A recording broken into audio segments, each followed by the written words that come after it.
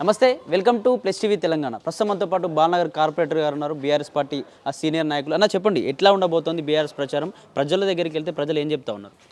ఈరోజు జూబ్లీహిల్స్ ఉప ఎన్నికలలో ప్రజల దగ్గరికి వెళ్తా ఉన్నాం. ప్రజలు చాలా అపూర్వ స్పందన, ఊహించని స్పందన వస్తూ ఉంది.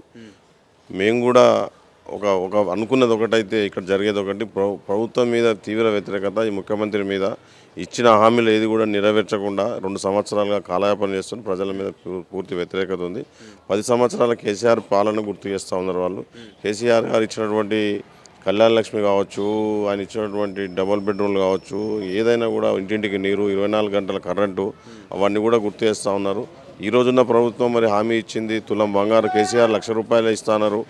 మరి నేను వస్తే తులం బంగారం ఇస్తా, అవ్వ తాతలకు ₹2,000 మాత్రమే కేసీఆర్ ఇచ్చిండు, నేను వస్తే 4,000 ఇస్తా, వికలాంగులకు 6,000 ఇస్తా అని చెప్పేసి పెద్ద పెద్ద మాటలు చెప్పి కుర్చీలో కూర్చొని ఈరోజు ఒక్కటి కూడా అమలుపరచకుండా ప్రతి మహిళకు ₹2,500 ఇస్తా అని చెప్పి ఇప్పటి వరకు ₹2 కూడా ఇవ్వలేదు.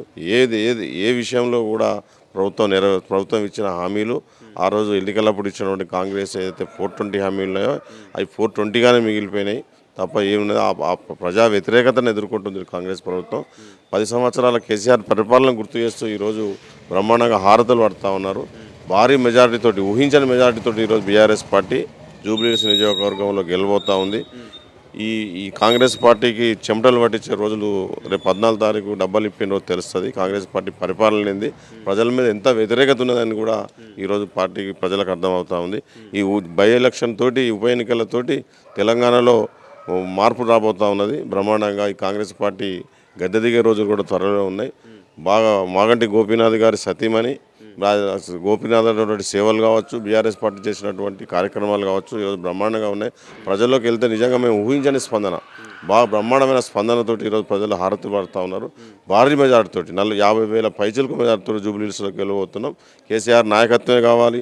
కేసీఆర్ గారి తెలంగాణ శ్రీరామ రక్షణ ప్రజల్లో ఉన్నది. ఈరోజు మైనార్టీ ప్రజలు విచిత్రంగా కూడా మైనార్టీ ప్రజలు ఈరోజు ఎవరిని కదిలిచ్చినా కూడా ఈ ప్రభుత్వాన్ని, రేవంత్ రెడ్డిని తిట్టడం తప్ప ఒక్కలన్నా బాగుంది, బాగా చేసిన అన్నటువంటి పరిస్థితి లేదు.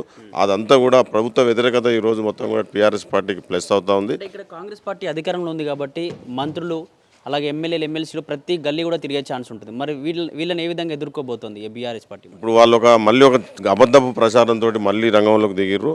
ఇప్పుడు ఈ ఎలక్షన్లు ముఖ్యమంత్రి రేవంత్ రెడ్డి గారు అయిన తర్వాత ఈ హైదరాబాద్ నగరంలో ఒక బై ఎలక్షన్ వచ్చింది. ఇది కంటోన్మెంట్లో కూడా మేము ప్రభుత్వంలో ఉన్నాం, బాగా అభివృద్ధి చేస్తాం, మీ కౌంటర్లో మీకు బంగారు పల్లెంలో పెడతామని చెప్పి ఈరోజు కంటోన్మెంట్ ప్రజలకు రూపాయి కూడా కనీసం ఒక 10 కోట్ల 20 కోట్ల బడ్జెట్ కూడా కేటాయించిన పరిస్థితి. మళ్ళీ కూడా ఇంటింటికి తిరిగి అబద్ధపు హామీలు, బూటకపు హామీలు ఇచ్చడానికి మీరు కాంగ్రెస్ ప్రభుత్వం, కాంగ్రెస్లో ఉన్నటువంటి మంత్రులు దొంగ నాటకాలు ఆడుకుంటూ ఈరోజు ప్రజల దగ్గరకు వస్తారు. ప్రజలు వాళ్ళ నాటకాలను నమ్మే పరిస్థితిలో లేరు. బీఆర్ఎస్కి ముఖం మీద చెప్తా ఉన్నారు, మేము బీఆర్ఎస్ కేసీఆర్ పక్షాన ఉన్నాం, కేసీఆర్కే ఓటేస్తామని చెప్పేసి ప్రజలు ముఖం మీద చెప్తా ఉన్నారు ఈరోజు.